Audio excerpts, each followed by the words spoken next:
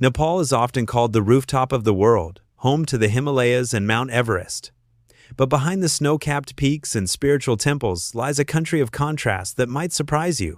Ancient traditions live side by side with modern challenges, and daily life can feel both deeply sacred and shockingly raw. From the myths of gods who still influence village life to the bustling streets of Kathmandu where chaos rules, Nepal is a land full of mysteries, struggles, and unforgettable beauty. In this documentary, we'll explore 15 mind-blowing facts about Nepal, the stories that go beyond postcards and tourist guides. Some will inspire you, some may shock you, and together they'll show what life in Nepal is really like in 2025. So, is Nepal one of the world's most sinful countries, or one of the most spiritual? Let's find out. Number 15. Sinful modern changes. Nepal's clash between tradition and modern life. Nepal is known worldwide for its soaring Himalayas, serene temples, and deeply spiritual way of life. But step into the buzzing heart of Kathmandu or the lakeside nightlife of Pokhara, and you'll see a side of the country that feels almost shocking compared to its peaceful image. In the last decade, Nepal has been going through big social shifts, and for some locals, these changes feel like temptations testing the very soul of the nation. In the capital, the Mel district in Kathmandu has become ground zero for this transformation. Once a quiet backpacker hub filled with budget guest houses and trekking shops, it's now alive at night with neon signs, loud music, and crowded bars. Alcohol flows freely, and clubs stay open into the early morning. What makes it unusual is that many Nepalese, especially from younger generations, now join the tourists in these spots, dancing, drinking, and pushing against traditions that once frowned heavily on this lifestyle. Casinos are another big part of Nepal's new nightlife. Once banned, they've come back strongly, especially in Kathmandu and border towns. Though gambling is officially restricted for Nepali citizens, many still find their way inside. These casinos attract wealthy visitors from India and China, but they also represent something deeper, a clash between the country's spiritual traditions and the pull of easy money, luxury, and entertainment. Pokhara, the gateway to the Annapurna trekking circuit, is also changing. By day, it looks like the peaceful lakeside city travelers dream of. Boats floating on Fewa Lake, paragliders soaring overhead, mountains towering in the background. But at night, bars along lakeside light up. Live bands perform rock and pop songs, backpackers mix with locals, and the streets buzz with a lifestyle that feels worlds apart from the nearby villages where modesty, religion, and family honors still dominate daily life. For many older Nepalese, this modern wave feels uncomfortable. Nepal is still deeply rooted in Hindu and Buddhist values. Public drinking, gambling, and partying were once seen as shameful, even sinful. Respect for temples, elders, and community rules has always been at the center of life.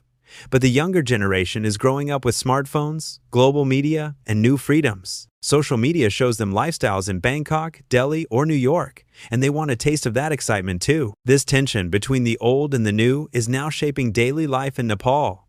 On one side, there are calls to preserve traditions, values, and spirituality. On the other, there's the rise of tourism, foreign influence, and youth who are eager to break free of restrictions.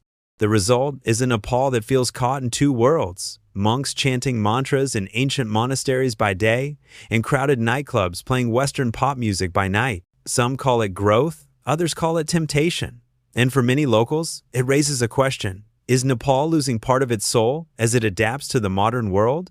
That debate will keep growing in the years ahead. Number 14. Earthquake legacy. On April 25, 2015, the ground beneath Nepal shook with one of the deadliest earthquakes in its modern history. Measuring 7.8 in magnitude, it struck just outside Kathmandu, and within minutes, entire neighborhoods were reduced to rubble. Nearly 9,000 people were killed, and hundreds of thousands lost their homes. Ancient temples that had stood for centuries collapsed in seconds, leaving not only physical destruction, but also emotional scars that remain to this day. Even now, 10 years later, the earthquake is not a distant memory. Walk through the streets of Kathmandu, Patan, or Bhaktapur, and you'll see restored buildings standing proudly, but you'll also notice cracks, missing stones, and areas still under reconstruction. Many families had to rebuild their homes with their own hands, often without enough money or support. Some villages in the high Himalayas were wiped out completely, forcing survivors to migrate elsewhere. Can you imagine losing not only your house, but also the entire community you grew up in? The quake also struck at the heart of Nepal's identity. its temples and heritage sites. Durbar Square, once a symbol of royal power and artistry, saw palaces crumble and shrines destroyed. The iconic Dharahara Tower, a landmark of Kathmandu, collapsed into dust. For locals, it wasn't just about losing buildings. It was about losing history, culture, and a piece of their soul.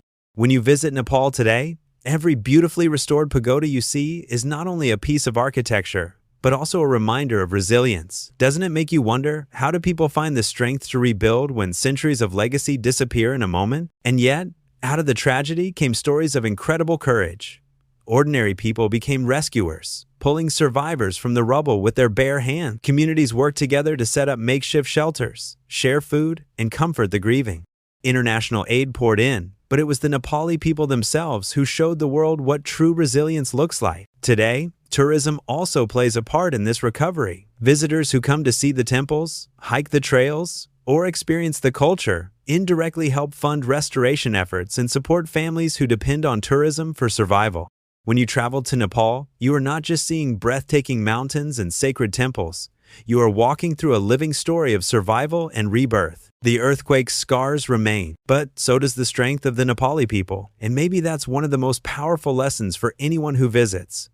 Even in the face of unimaginable loss, hope can rebuild cities, and resilience can keep traditions alive. Number 13. Power cuts and load shedding. If you're planning to visit Nepal, you need to know that electricity is not always guaranteed, even in the cities. Although the situation has improved in recent years, the country still faces periods of load shedding and power cuts that affect both locals and travelers.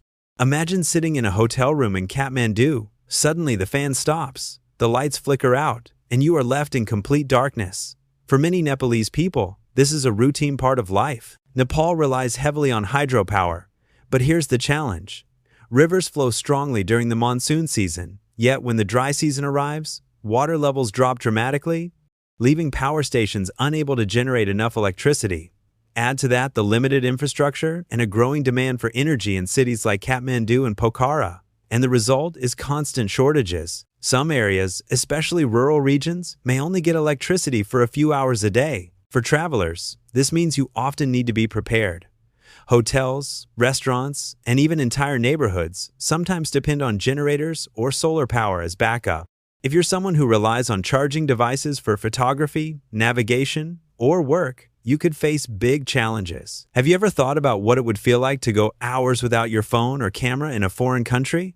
Would you be ready for that kind of experience? Load shedding has shaped daily life in Nepal in fascinating ways. Families often plan meals, study sessions, and even business schedules around the load-shedding timetable. People know when the lights will go out, and they prepare candles, lamps, or solar torches. During blackouts, tea shops fill with people chatting by candlelight, and streets become eerily quiet. Strangely, some travelers find this to be a unique, even magical, way to connect with Nepal's slower rhythm of life. Yet, there is frustration too. Imagine running a small business and losing hours of productivity because you have no electricity, or being a student preparing for exams, only to be forced to study by candlelight. Even hospitals and banks have had to rely on diesel generators to keep essential services running. The government has been working to expand hydropower projects and attract foreign investment to improve the grid. In fact, Nepal has the potential to become an energy exporter one day because of its vast river systems. But for now, shortages remain an everyday reality. So, if you're traveling to Nepal, here's a question. How would you adapt? Would you embrace the slower pace and see it as part of the adventure? Or would you find it frustrating? Some travelers bring power banks, solar chargers, and flashlights to prepare.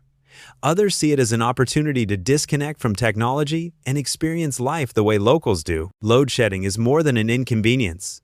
It's a reminder of how a nation's infrastructure shapes everyday life, culture, and resilience. When the lights go out in Nepal, people don't panic. They adapt, they carry on, and they create light in the darkness, both literally and spiritually. Number 12. Spiritual healing and shamans. In many parts of Nepal, especially in the remote hills and rural villages, modern medicine is not always the first answer to sickness. Instead, people often turn to traditional healers and shamans, locally known as Jonkris.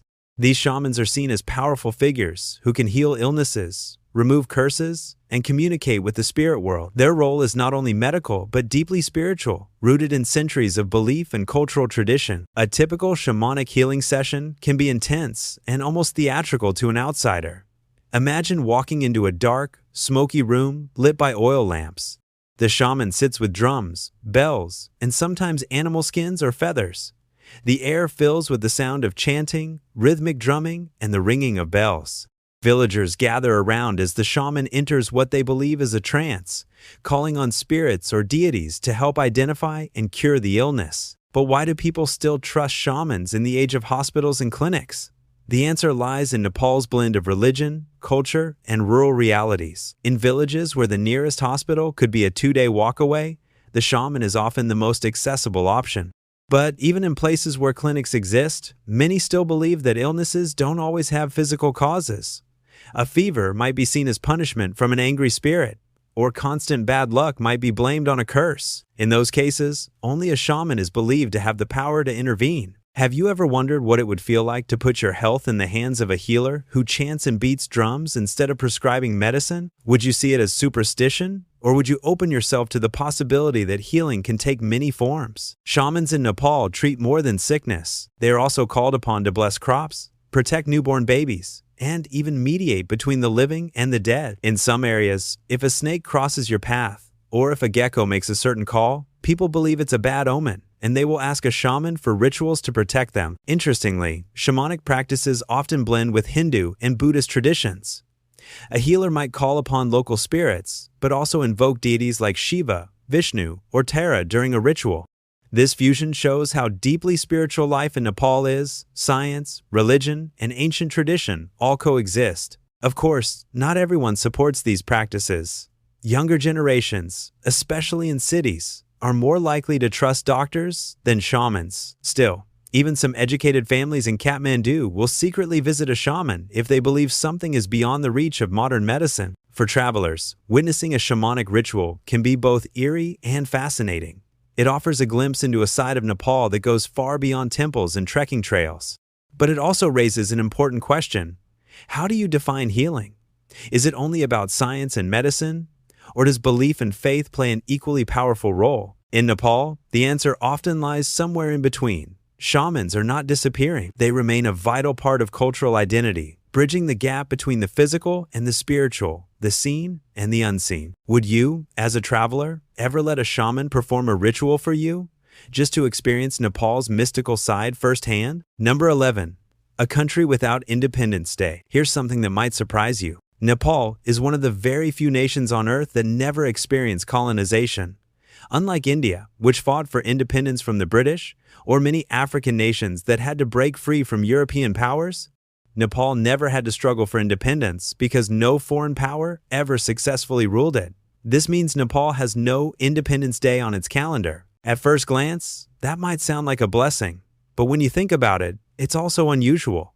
National holidays often remind people of unity, sacrifice, and freedom. In Nepal, there's no single day like that. Instead, pride and independence is woven into everyday life. Ask yourself, if your country never had to fight for freedom, would you feel fortunate? Or would you feel like something important was missing from your shared identity? Nepal's survival as an unconquered nation is no accident. Its rugged Himalayan terrain played a huge role. Foreign armies found it nearly impossible to cross the steep mountains, deep valleys, and dense forests. Geography acted as a shield, protecting Nepal from outside control. But it wasn't just the land. Nepali warriors, especially the famous Gurkhas, earned a reputation for being fierce, disciplined, and unstoppable. Their motto, "Better to die than to be a coward," is still remembered today. Do you think an army like that would ever let their country be conquered? Still, Nepal did face challenges. In the 19th century, the British Empire, the same power that ruled India, did attempt to control Nepal. After the Anglo-Nepalese War of 1816, Nepal lost some territory but managed to remain sovereign. Rather than fully colonize the country, the British decided it was smarter to recruit Nepali soldiers into their own army. That's how the Gurkhas became world famous. So while other countries celebrate Independence Days with fireworks and parades, Nepal celebrates something different: It celebrates resilience. It celebrates being one of the few countries in Asia that managed to keep its sovereignty through centuries of colonial expansion. But here's an interesting thought. Without an Independence Day, what becomes the central event of national pride? In Nepal, the answer is found in its festivals. Dashain, Tihar, Holi, and Buddha Jayanti are the moments when the entire country comes alive. These celebrations tie people together in ways that, for other nations, Independence Day would. Now, let me ask you, do you think having no Independence Day makes Nepal stand out even more in history? Or do you believe such a day is essential for building national unity? For travelers, this fact is eye-opening. While you may not find a big Independence Day parade in Nepal, you'll find pride in every smile, every festival dance, and every fluttering national flag. The story of Nepal isn't about gaining freedom, it's about never losing it. Number 10. The Gorkha's fierce legacy. If you've ever heard the word Gorkha, you probably think of strength, loyalty, and fearlessness. The Gorkhas are not just soldiers, they are living legends. Their reputation is spread across the globe, and for good reason. For over 2 centuries, Gorkhas have been known as some of the bravest and toughest fighters in the world. The story begins in the early 19th century during the Anglo-Nepalese War. When the mighty British East India Company tried to expand into Nepal, they were met with fierce resistance. The British expected a quick victory, but instead, they faced an enemy unlike any they had fought before. The Gorkhas fought from the hills, using their knowledge of the terrain and their unmatched courage. Even though Nepal lost some land after the war, the British were so impressed by the Gorkhas' bravery that they decided not to crush them, but to recruit them. Think about that. When your enemy respects you so much, they choose to have you on their side. From then on, Gorkha soldiers became an essential part of the British and Indian armies. They fought in both world wars, carrying their famous kukuri knives, a curved blade that became a symbol of Gorkha pride. Stories from those wars are almost unbelievable. Imagine a Gorkha soldier charging into battle with nothing but his kukuri and sheer courage, refusing to back down even against overwhelming odds. But what makes the Gorkhas so special? It's not just their physical strength, it's their mindset. Their motto says it all: better to die than to be a coward. These are words they live by. Loyalty, honor, and sacrifice are at the core of their identity. Do you think you'd have the courage to live by such a motto every single day? Even today, Gorkhas serve in some of the toughest military roles around the world. In the British Army, the Indian Army, and United Nations peacekeeping missions, Gorkhas are often chosen for the hardest, most dangerous jobs. Their discipline and reliability make them trusted everywhere they go. But their legacy isn't only about war. For Nepal, the Gorkhas represent national pride. They show that a small country in the Himalayas can produce warriors respected by the entire world. And for families in Nepal, sending a son to become a Gorkha is seen as an honor, even though it comes with risks and sacrifices. Here's something to think about.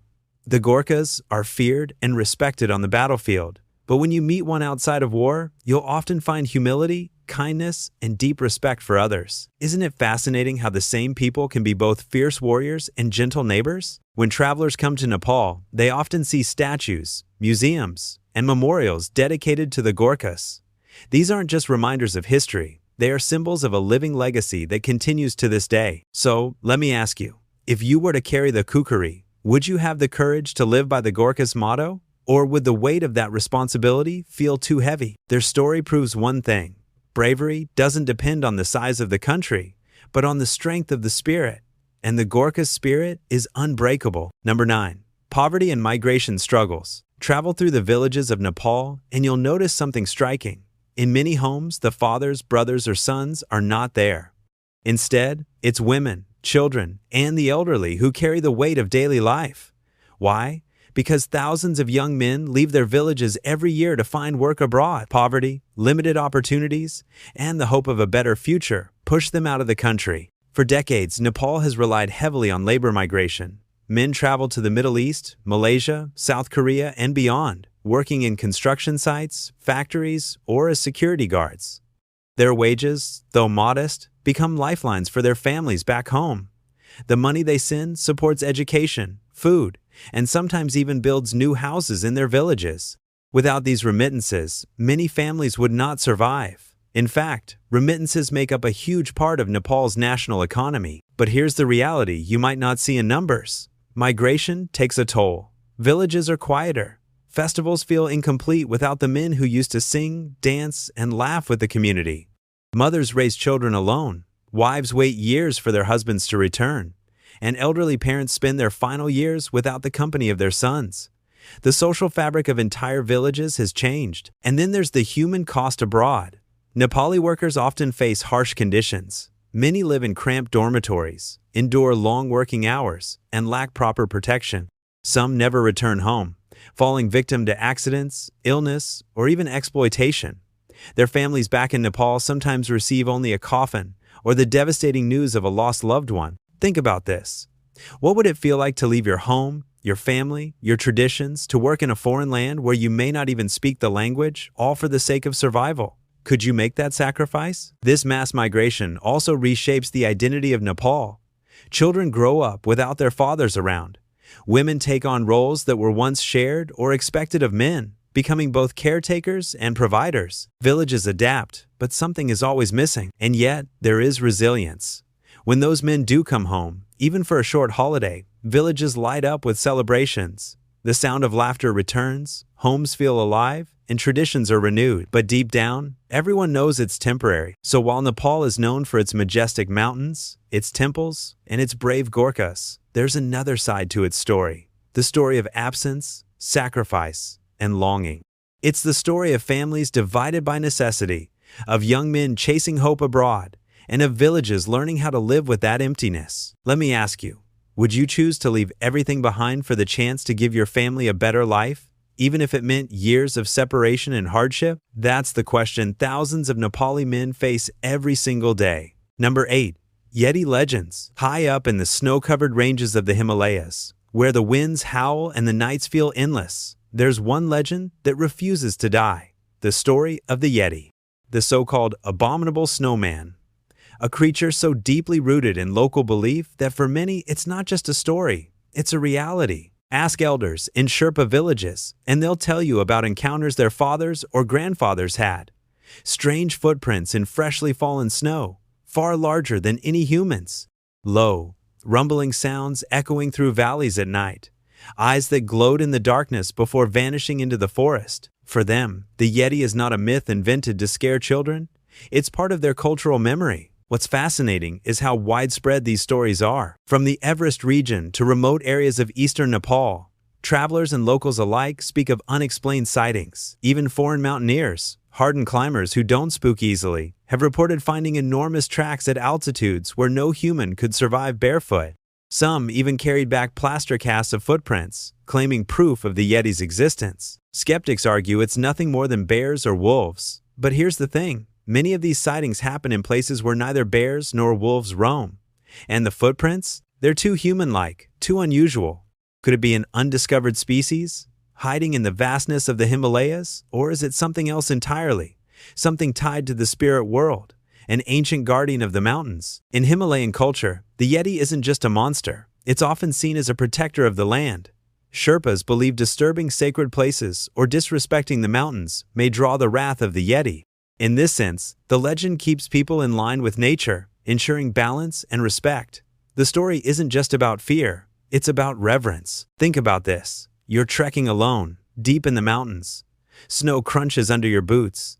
The air is thin. Suddenly, you spot massive footprints leading into the mist. Would you follow them, or would you turn back, heart pounding, not wanting to find out what's at the end? The Yeti remains one of Nepal's most enduring mysteries. Scientists debate, explorers search, locals tell stories passed down for centuries. But the truth? It's still out there in the cold winds of the Himalayas, waiting to be uncovered, or perhaps never meant to be. Number 7. Festivals all year round. In Nepal, life isn't measured only by days and months. It's measured by festivals. No matter when you arrive, you'll stumble into a celebration. The streets explode with colors, sounds, and rituals that pull locals and visitors into their rhythm. Dashain, the biggest festival, stretches for 15 days. Families reunite, elders bless the younger ones with tika and jamara, and the air fills with the smell of feasts. You'll hear drums, see children flying kites in the skies, and feel the joy that binds generations together. Then comes Tihar, often called the Festival of Lights. Imagine houses glowing with DIYs, every courtyard alive with candles and flowers. Dogs are honored with garlands, cows with sacred rituals, and brothers and sisters strengthen their bond through tika ceremonies. It's not just celebration, it's a reminder of respect, family, and harmony with animals. And then there's Holi. Streets turn into battlegrounds of color. People laugh, run, and throw powdered hues into the air until everyone is unrecognizable. Tourists who join in often say it's one of the most unforgettable experiences of their lives. Can you picture yourself covered head to toe in red, green, blue, and yellow, surrounded by music and laughter? But it doesn't stop there. From the Lunar New Year celebrated in Kathmandu Valley to the Chath Festival in Terai, there's always something happening. Even smaller villages carry their own unique traditions, where rituals may involve ancient dances, mass performances, or offerings to local deities and spirits. Here's the thing. Festivals in Nepal aren't treated as one-time events. They're woven into identity, belief, and daily life. To miss a festival isn't just missing a party, it's missing a part of who they are. If you were planning a trip, which festival would you want to witness first? The light-filled beauty of Tihar, the wild chaos of Holi, or the heartfelt blessings of Dashain? Number 6. Dangerous roads and airstrips. Traveling through Nepal is an adventure in itself, and not always in the way you'd expect. The beauty of the Himalayas comes with a price, roads, and airports that test the courage of even the most seasoned travelers. Let's start with the roads. Winding, narrow, and often carved into the side of steep cliffs, they make you grip your seat as buses and jeeps snake along the mountain edges. Many of these routes are unpaved, full of sharp turns, loose rocks, and blind corners. Add monsoon rains, and suddenly the road can disappear under mudslides or floods. Drivers here are skilled, but accidents are not rare. Locals take it in stride. But for first-time visitors, a simple ride between towns can feel like a near-death experience. Have you ever wondered how it feels to look out your window and see nothing but a drop hundreds of meters below? In Nepal, that's a normal view. Then there are the airstrips. Lukla Airport, the gateway to Everest, is perhaps the most famous. Its runway is short, only about 527 meters, and it's perched on a steep incline with a mountain wall at one end and a sheer drop at the other. Pilots need extreme precision to land safely, and weather conditions often force sudden cancellations. Tourists call it the scariest airport in the world, but for locals, it's a lifeline. Other mountain airports like Jomsom and Simbichat are no less daunting, with high winds and unpredictable weather. These dangerous routes reflect something deeper about Nepal. Geography dictates daily life here. To reach villages, trade, and even schools, people must brave these roads and flights. What looks terrifying to outsiders is simply part of survival for those who live here. It shows resilience, adaptability, and the courage to keep moving despite risk. So when you come to Nepal, the journey itself becomes part of the story. Are you willing to take that ride along the cliffs? Would you dare board a plane to Lukla to stand at the foot of Everest? Or would you turn back, missing out on the adventure waiting beyond? Number 5.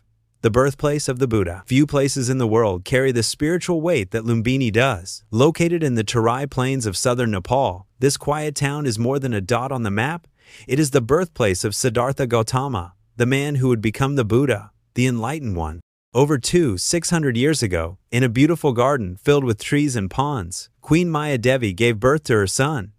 That moment would go on to shape one of the greatest spiritual movements in history. Today, Lumbini is recognized as a UNESCO World Heritage Site, and when you walk its grounds, you're stepping into a place that millions of Buddhists see as sacred. Pilgrims from across Asia and the wider world come here to pay homage, meditate, and walk in the footsteps of the Buddha.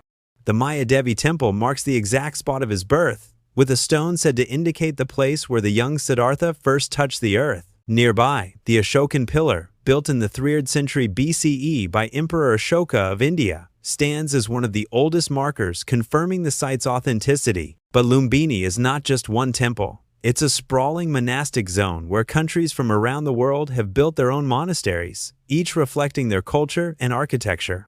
You'll find the gilded rooftops of Thai temples, the colorful murals of Tibetan monasteries, the simplicity of Japanese Zen designs, and many more. Walking here feels like taking a spiritual journey through Asia, all within one sacred park. Yet, beyond the religious structures, what makes Lumbini truly special is its atmosphere. The air feels calm, almost hushed, as if time slows down.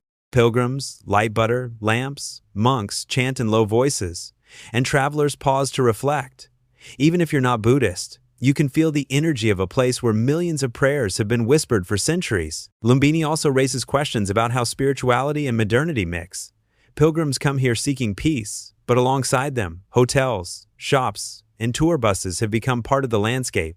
Is it possible to keep such a sacred site pure in the face of tourism and development? That's something visitors often ask themselves as they wander through. One thing is certain, Lumbini is not just about history, it's about presence. It's about connecting with an idea bigger than yourself, whether through faith, meditation, or simply quiet reflection. And that's why people keep coming back again and again. Number 4.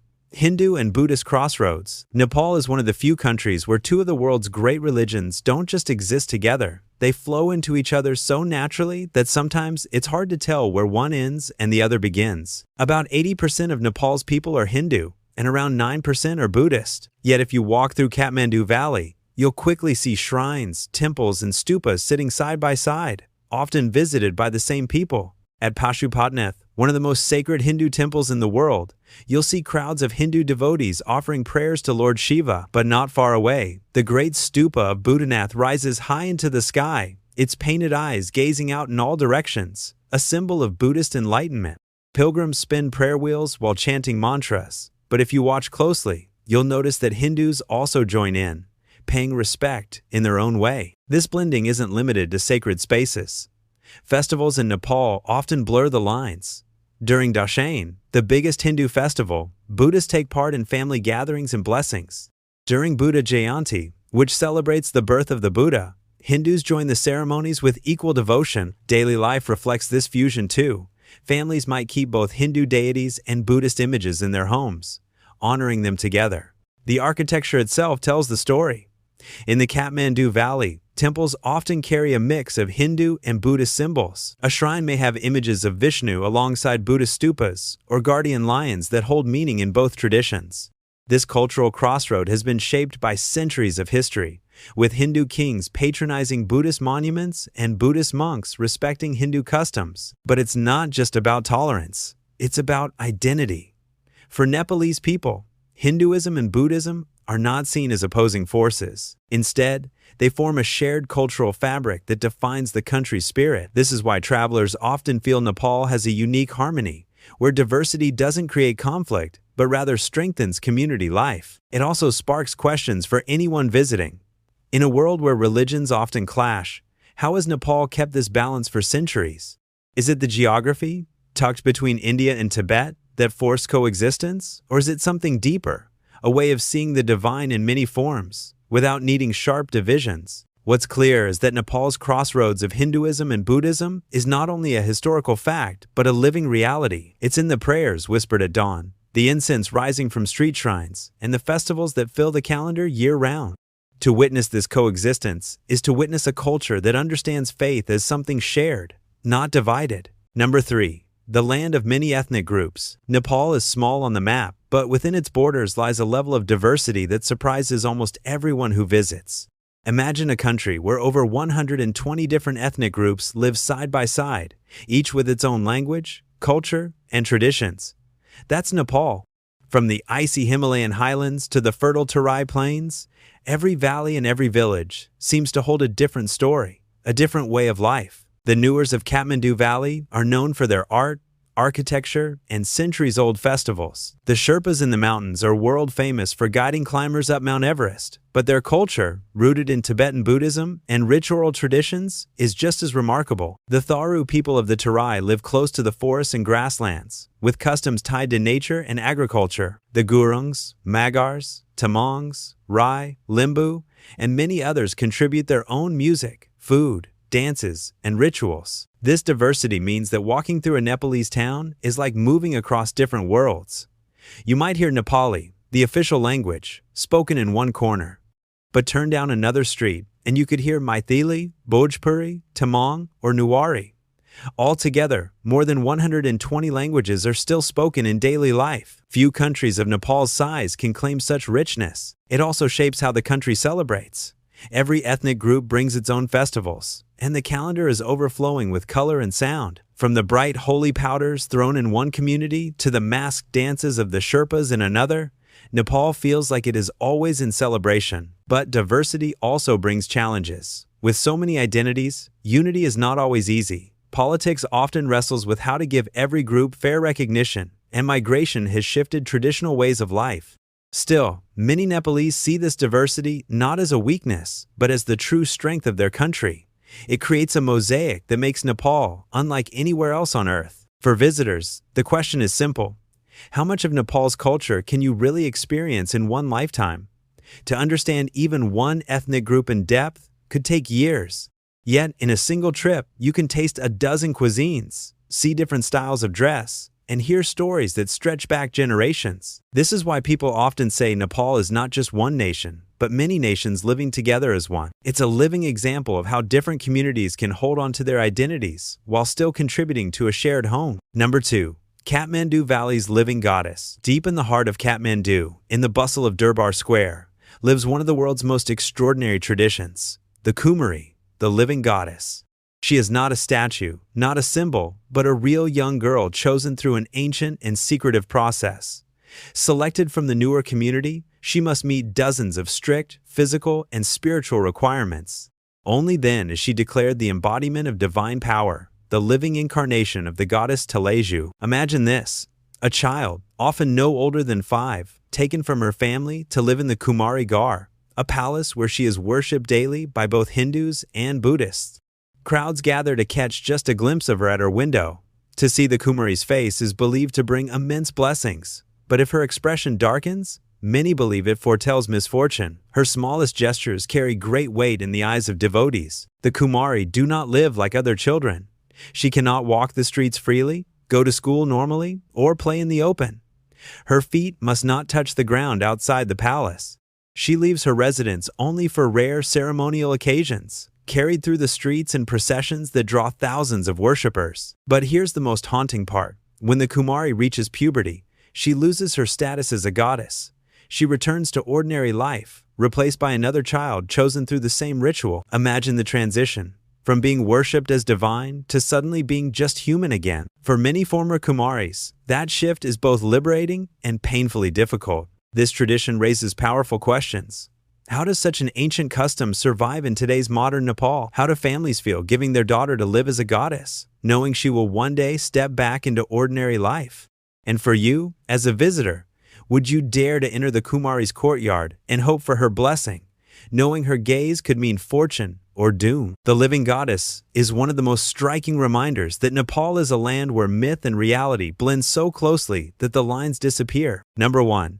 Mount Everest and the Himalayas. There is nothing on Earth quite like the Himalayas. Rising like jagged walls of stone and ice, they dominate the northern horizon of Nepal, shaping the lives, culture, and very identity of the nation. Among these colossal peaks stands the ultimate challenge for adventurers and dreamers alike.